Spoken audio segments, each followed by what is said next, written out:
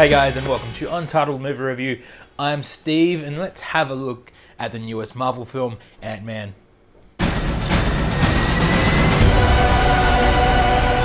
You tried to hide your suit from me. Now it's gonna blow up in your face and destroy everyone you care about.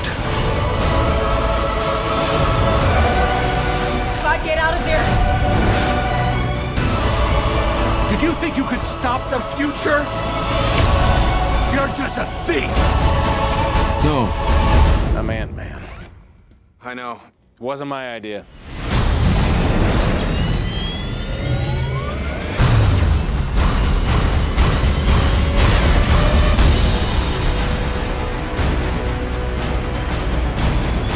Ant-Man is about Scott Lang, a petty criminal who's just been released from prison. Now, Scott's having a bit of a time trying to adjust to the real world again and almost resorts back to a life of crime. However, he is soon mentored by Hank Pym, a former superhero and a brilliant genius scientist who's become quite of a recluse since his days as a superhero. He was able to shrink down to the size of an ant with the help of his own invention, the Pym particle. Now, he's hidden away the Pym particle for fear of what it could do to the citizens of the world. However, his former business associate and protege, Darren Cross, has been working on his own particle, and he's going to use it for nefarious uses. So, Hank asks Scott to break in and steal the particle. It is disappointing to see this kind of formula emerging in a Marvel movie. I love the franchise, don't get me wrong, you see me post about it all the time, but I'm not afraid to admit that, you know, 20 minutes into a Marvel movie, I know that the heroes are going to win. It's simple as that. Another caveat is the one-dimensional villain. You know, Ant-Man has the one-dimensional villain. You know, Darren Cross, you know, Corey Stoll is a great actor, don't get me wrong, and his portrayal of Darren Cross is really, really good. However, it comes down to Darren Cross being crazy. It really does.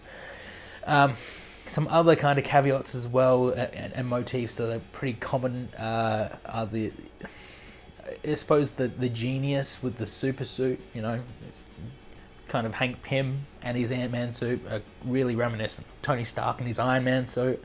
The refreshing thing about Ant-Man was the scaled back story. It does act as a traditional heist. We've seen kind of the higher stakes, world domination, mass extinction events happen in Marvel movies over the last couple of years, and it's nice to bring it back and have a story that's concentrating on, you know, the kind of the peril of a few characters rather than many. Although Marvel does squander its villains to some extent, what it does do well is make its protagonists really, really interesting characters. They, well, of course they are good, but the emotional kind of character journey that these characters take us on are always very, very interesting. Scott Lang is an interesting character, and he's well played by Paul Rudd. And you can kind of see the parallels between Scott Lang and Hank Pym throughout the movie in regards to the father-daughter bond. Now, Michael Douglas as Hank Pym, absolutely great, absolutely spot on casting, and I hope that kind of Michael Douglas stays on with the franchise. We get to see him a couple more times. Same goes with Evangeline Lilly, who plays Hope Van Dyne, and will, I believe, and I'm pretty sure, will return in either Civil War or another Avengers movie as the Wasp. As mentioned before, Corey Stoll is, yeah, he does play the lunatic quite well, but his character isn't given much to play with. The comedy standout, however, is Michael Pena, who plays Luis, one of Scott Lang's friends. Now, he's hilarious throughout, and he's a well-used supporting character. Like I said, Paul Rudd does play a compelling protagonist. However, I think he's helped along somewhat by the excellent CGI in the movie. The special effects go a long way in demonstrating how heroic and strong Scott Lang / Ant-Man can be. And some of the demonstration on a smaller scale is also really, really fun to watch, and you'll get a few laughs out of it, as we saw in the trailer. The writing is something I really noticed throughout. We all know what happened last year with Edgar Wright departing the project, being replaced by Peyton Reed to direct, and Adam McKay coming in to do some rewrites.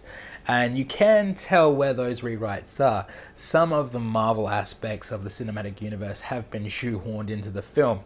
You know, parts don't really work or click. They are entertaining. Like there's a sequence at the Avengers headquarters that is pretty funny, but you know that's in there, so we know that Ant-Man will be in Captain America Civil War next year.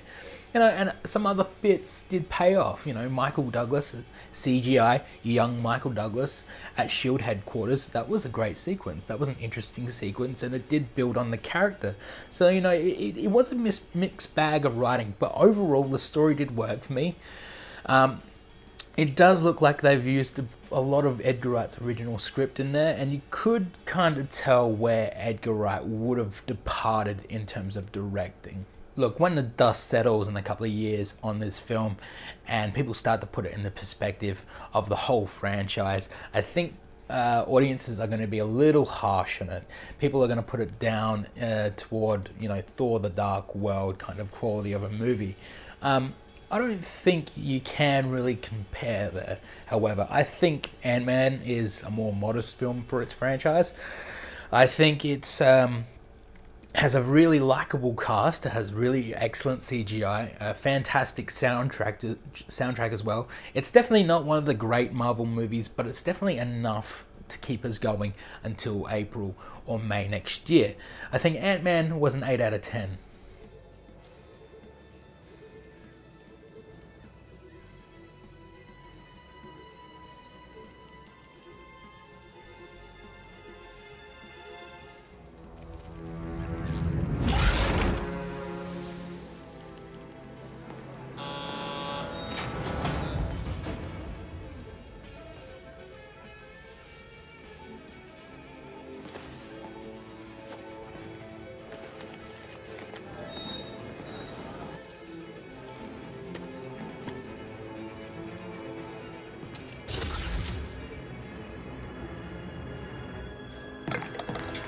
Smart choice. You actually listen for once.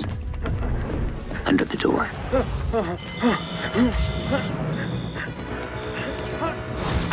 Okay, where to now? Hang tight. Oh, God. What? Where the hell did he go? I have no idea. He just vanished. Set up a 5-block perimeter, now! Get back, get back, get back! Scott, these are my associates. Huh? Set a camera on an ant? Yeah, sure, why not? Where's the car? No car, we've got wings. Incoming.